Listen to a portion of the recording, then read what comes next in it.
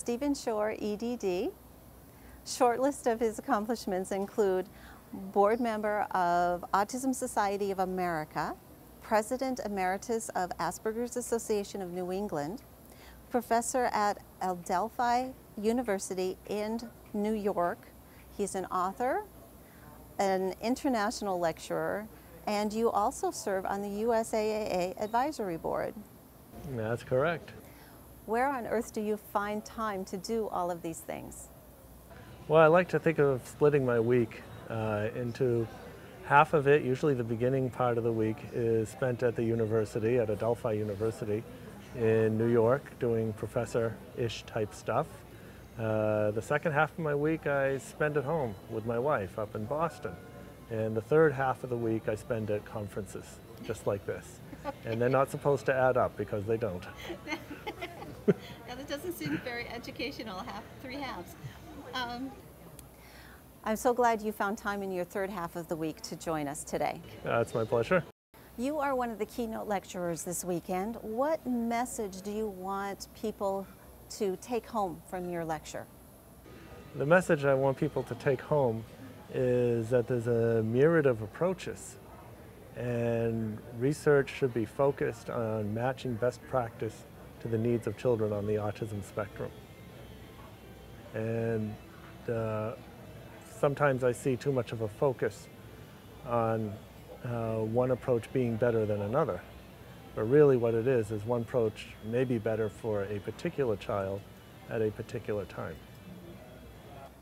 Why did you personally get involved with USAAA?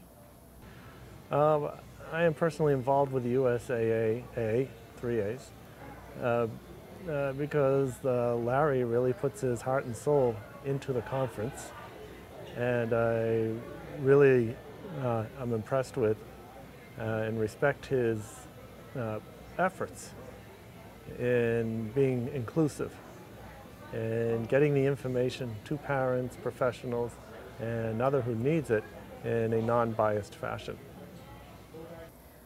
What advice can you give to the, I'll use the word typical, because who's normal?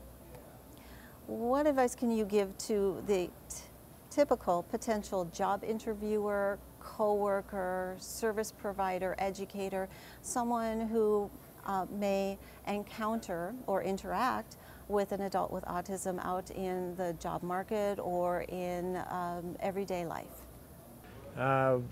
My suggestion is to look at what the person is able to do. Look at their job skills. Autism, I like to think of autism as being a study of extremes. So that means that while there may be some challenges, particularly in social interaction, and especially when it comes to interviewing, just look at the work of the person on the autism spectrum.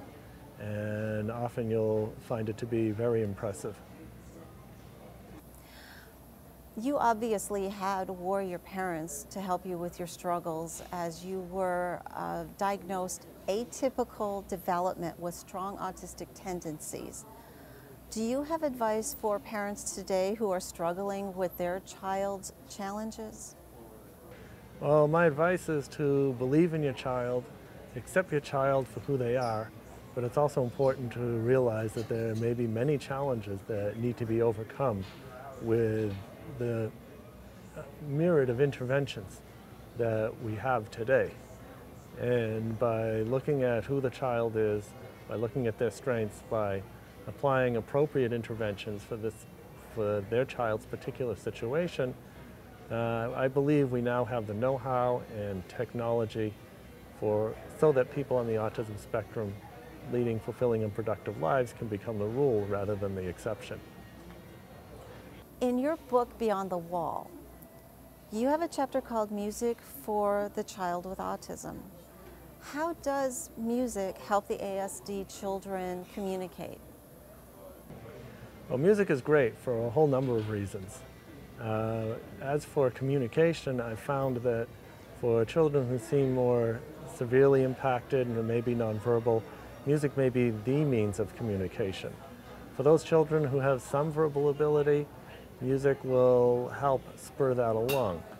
For those children whose verbal ability is intact, Music may act as a sort of organizing carrier signal in which to manage communication. The reason that I give music lessons to children on the autism spectrum is that because in addition to all the therapeutic benefits that a child receives by engaging in music, it also gives them a real-life key in which to develop interactions with others and get involved in the community. Additionally, people with autism need to have fun.